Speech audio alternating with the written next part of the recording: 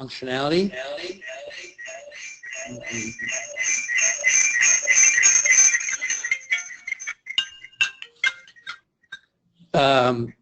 Just to give you a little background, at TT we have been improving AutoSpreader for over a decade. In our new platform, we have completely rebuilt it from the ground up using everything we've learned over that time to focus on speed as well as flexibility. In our lab tests today, our hedge latency is down to around 50 microseconds, and the requote latency is around 35 microseconds. In regards to flexibility, AutoSpreader rules allow users to build their own custom logic to override the default engine behavior. We'll take a look at that in a little bit. AutoSpreader allows you to trade calendar, inter-product, and inter-exchange spreads. You specify the leg instruments and the parameters that define that relationship. AutoSpreader can calculate a synthetic market based on those parameters and the market in each leg. So you can see here on my screen on the left here, this is the synthetic market, and on the right are the two legs that make up the market. You enter orders in the spread market. Go ahead and do that. And AutoSpreader will calculate which prices to submit the quote orders in based on the leaning markets. So just like any other order, AutoSpreader orders appear in the order book. You can see it right here where I can change the quantity, I can change the price, as well as the child orders. When I get a fill on an AutoSpreader order, it'll appear in the fill window, and the position window will just show the positions of the child orders. Down here at the bottom you can see that we have charting capabilities for our synthetic spreads as well.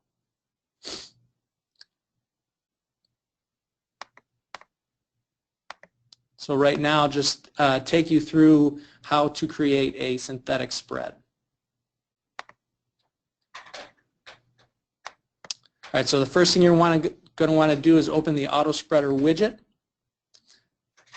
In the AutoSpreader Manager, this shows you a list of all the spreads that you have created, and coming soon you'll be able to see spreads that have been shared with you as well, so that users can share spreads and configs with each other.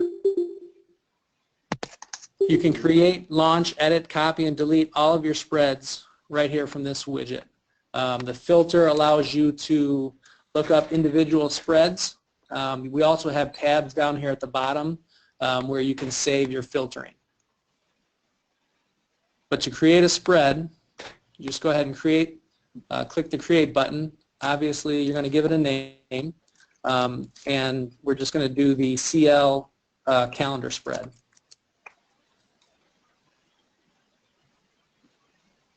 So the price formula here, there's four options for the price formula. Default is the price differential. And what this is going to do is this is going to take the price of leg A and subtract the price of leg B. I'm not going to go through each of these examples. I'll just speak about them briefly. Ratio is going to display the price as a percentage ratio, which is basically leg 1 divided by leg 2. Net change will show the difference of the net change of each of the legs, so the net change of leg 1 minus the net change of leg 2. And the custom spread option will allow you to create whatever spread formula you want. So real quick, we'll go back to price differential. I'll type in my leg markets. And we'll do CL May.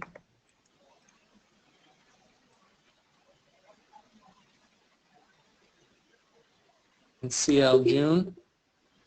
And as soon as you pick your leg markets, you can see that this preview pane here shows you what the market is going to be. Now going back to custom formula, when you select custom formula, this allows you to come up into the formula and change it however you'd like. When you're using price differential, the default formula uses the merged price, and merged being the direct plus the implieds. In custom, one example of a custom formula would be changing the merged to the direct price. So here in this example, the AutoSpreader would ignore any implied market and would just lean on the direct prices.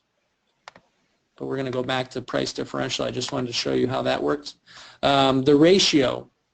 The ratio is the quantities that are going to be submitted for each leg. These values do not affect the spread price. It just says what quantities you're going to submit for each leg.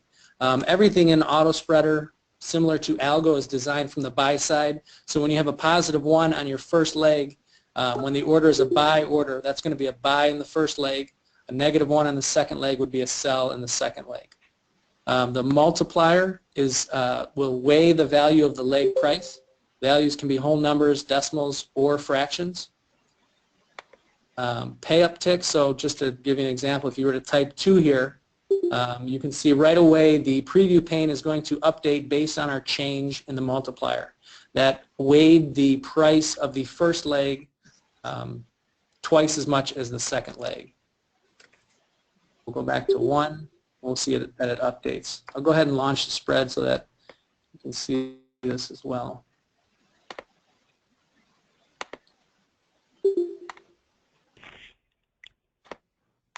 How do you get it to work? Well, how do you?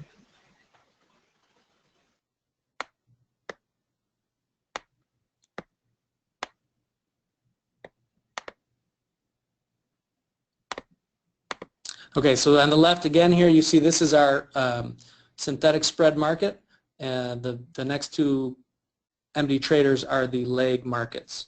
The pay upticks are going to indicate the number of ticks. AutoSpreader will adjust the hedge price before submitting.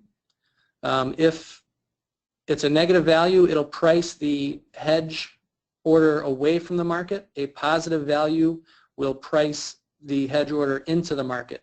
So if you're quoting a very lean market and you're afraid about getting legged up, you can put in positive pay up ticks, and that will pay up X amount of ticks into the market to assure that you're not legged. The next row here is active quoting. You can enable or disable active quoting as long as you have one leg enabled. So basically this setup right now, if I'm just quoting the front leg and I go ahead and submit an order, it's only going to quote on the front leg. Now if I get fills on this front leg, it'll still send hedges to the back leg. Minimum lean quantity. This defines a minimum quantity required for the quoting order to lean against. The default value is the disclosed remaining quantity, and that really has to do with reload. We're not going to talk about that right now, but if you're not using reload, if it's a regular order, then the disclosed remaining quantity will be whatever the total remaining spread quantity is. So right now, if you're working at 10 lot and your minimum lean quantity is the disclosed remaining quantity, you will need at least 10 contracts in the leaning market to quote on. If you wanted to be a little more conservative, you could always change this. You can add some value on top of the disclosed remaining quantity. So if you're working at 10 lot, but you don't want to lean against just 10, you want to lean against double that, you can always say times 2. So this value here can either be a hard-coded number or it can be some formula that evaluates to a number. If you wanted to dynamically lean on the inside market, you would set this value to 1, and I'll show you an example of that. And what this will do is this will lean on anything that's available at the inside price. So if you're working a large order, what this will do is this will dynamically increase or decrease your quoting quantity based on what's available in the lean leg. Now obviously this is not going to work because you're constantly going to be requoting. So what you would do is you would add a rule to, if you want to do something similar to our 7X platform where you would dynamically decrease the quantity so that you ensure that you're always leaning on the inside market, but that if the next quote change was going to increase the quantity, that you would disable that change so that you would not have excessive quoting. Queue holder orders, what these do are they allow a user to maintain a position in queue with multiple orders submitted per leg. These are really designed for orders that have smaller daily ranges. But basically it captures the positioning queue at the time the order is submitted. So right now I have my queue holder value set to 3, and that'll submit 3 orders behind my quoting order. So if the market is pricing away from me, what it'll do is it'll delete that front quoting order and it'll move it to the back of the queue.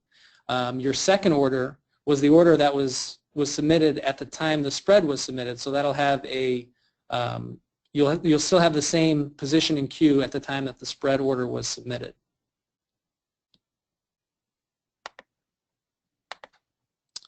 Reload is similar to iceberg functionality. So what it does is it splits a larger order into smaller disclosed quantities. So if we wanted to disclose 2, offset is after each disclosed quantity is filled, you can set an offset value to change the spread price.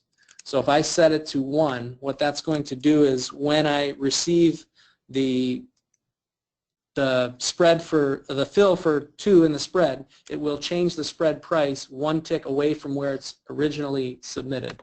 And it'll do that for each clip that's filled. So right now I have reload enabled, disclosed quantity of 2. Oops. The box on the left is going to be your total order size. The one on the right is the disclosed quantity. So you can see I'm working 2. I have disclosed 2 and I have undisclosed of 8. Now if we move that up to get a fill, I got filled at -120. It offset the next clip to -121.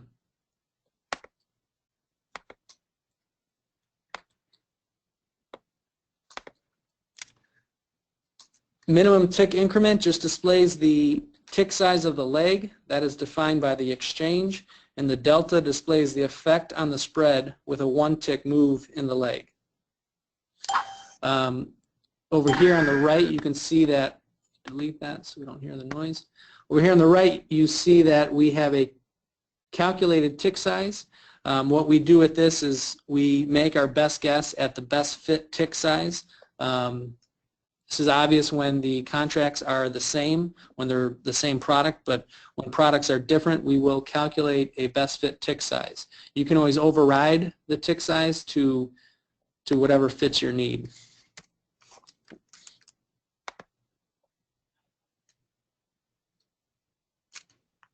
Now, as I mentioned earlier, one of the improvements in the new auto spreader is flexibility. At key moments in the order's life cycle, the user can override the default engine behavior with auto spreader rules.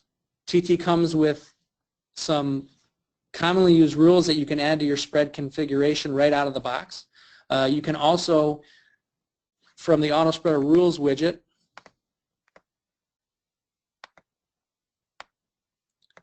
you can copy any of these TT supplied rules, and then you can go in and you can make tweaks to any of these rules to best fit your trading style.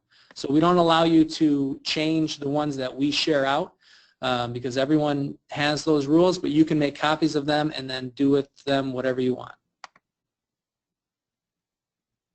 So now we'll go ahead and create a rule to apply to our spread. So you can do it from 2 places. You can launch the Auto Spreader Rules widget and create in here. And this widget is just like the Auto Spreader Manager widget, where you can see all of your rules, you can filter rules, you can apply, you can have different tabs that have filters on the tabs. Or within the spread widget, or in the Auto Spreader config window itself, you can click on the green plus button that brings up your list of rules that are already created, and you can create a new rule, or you can apply one that's already created. So right here you can see we have rule name, rule description. Those are pretty obvious. But so what we're going to do is we're going to create a quote rule that is only going to quote the inside market.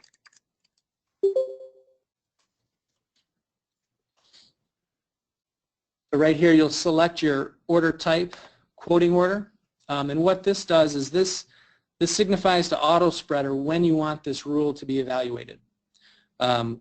Quoting rules are evaluated before a quote order is submitted or anytime AutoSpreader receives a price update in that leg market. Pre-hedge order is evaluated whenever a quoting order gets filled and it's about to send out a hedge order. Post-hedge order, that rule type is evaluated. It's very similar to quoting orders, are very similar to quoting rules, except it applies to hedge orders. It'll evaluate the rule anytime there's a working hedge order and a price update is received. So we're going to select quoting order. The condition type, this indicates how the rule logic is evaluated per leg. You can either do it on a single leg or you can do it iteratively. This leg says to AutoSpreader that we want to apply the action if the condition is true for the specified leg. Any legs will iterate through each leg of the spread and make sure, or it'll evaluate to true if any of the legs, if the condition is true for any of the legs. All legs will again iterate through all of the legs and make sure the condition is true for every leg before applying the rule. And then always execute this rule. This is basically going to say that I want this rule to execute every time, so you don't have to specify any logic. But we're going to say this leg. We're going to double click here so that we can start typing our condition formula. And we're going to say this leg. And again, similar to the minimum lean quantity field in AutoSpreader, we try to make it easy for you to see what's available. So we have implemented an IntelliSense menu. So based on what you're typing at the time, it'll show you what, it'll filter out the options. So if I start typing ask price, you can see that the menu is dynamically changing based on what I have already typed. But what we're going to say for this rule to quote only the inside market is this leg, that calculated quote order price, it's greater than, less than this leg at bid price. If this condition is true for this leg, then we want to take some action. And the action that we're going to do is we're going to set the quote order quantity to 0. So basically that'll hide your quote order whenever it's not quoting, whenever the AutoSpreader engine determines that it's not going to be quoting on the inside market.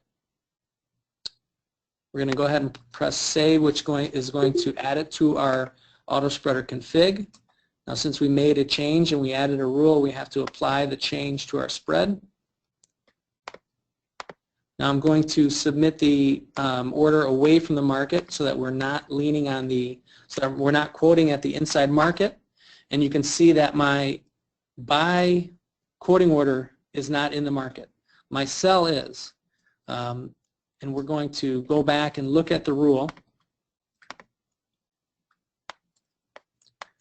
And now we're going to show you a trick that allows you to create one rule for both buys and sells.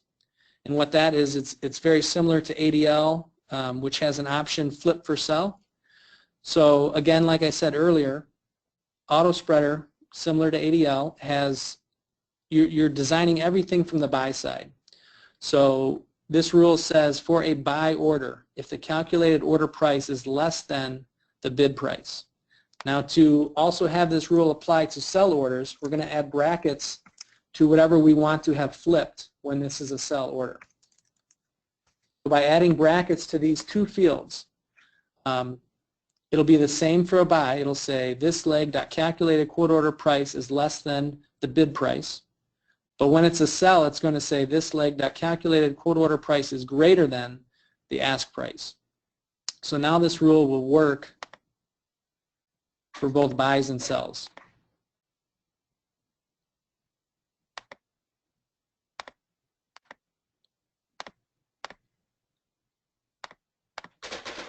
So now we quote off the market. AutoSpreader would not be quoting at the inside market, so it is not quoting either leg. When we move it so that it does quote at the inside market, you can see that my quote orders appear. Since I have minimum lean quantity equal to 1, it will dynamically decrease or increase the quantity of the quote orders. If I move the order back off the inside market, it hides the quote orders again.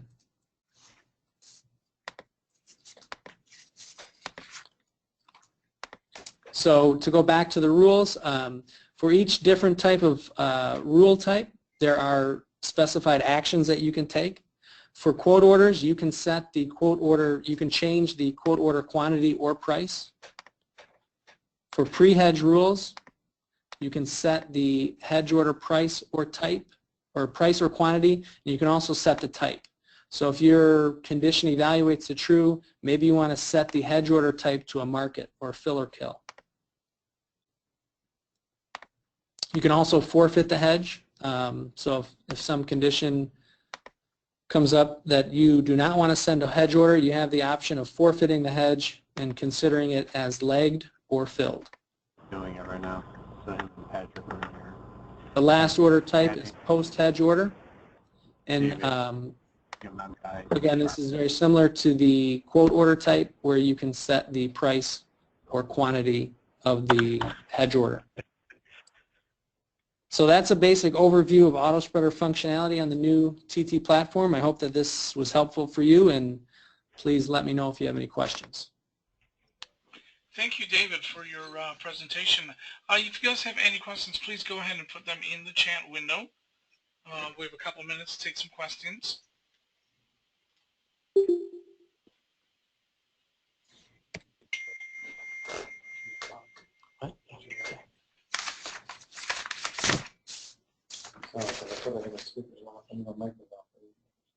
Okay, I see that most of your questions got answered, and thank you, Patrick, for doing that, for answering that in the chat window.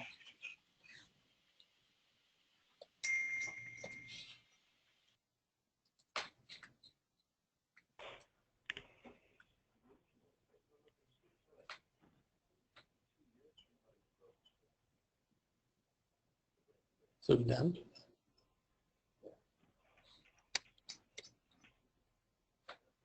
How did that still come through? Okay, all right. Let's see here. Keep the questions coming. Again, we have a couple minutes. And thank you, Jay. Because of our local hangout? And there's a help document with the trading platform, so that you can go through, and there's also a forum where you can go through and get your questions answered. Hey guys, are there? Do you have a user guide, correct? Patrick or David, there's a user guide to this, correct?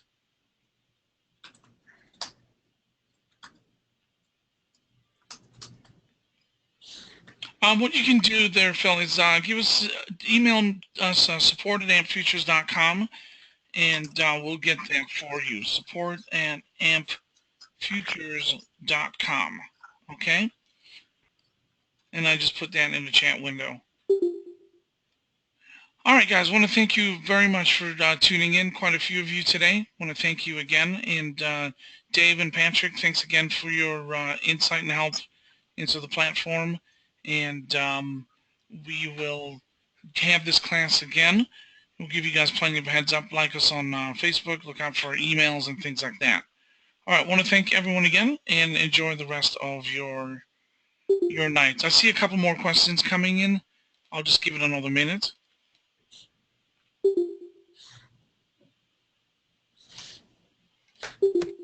Where do you see? Okay. Yeah, I can. All right, guys. We're going to go ahead and close it out. I want everyone to have a good night. Thanks again.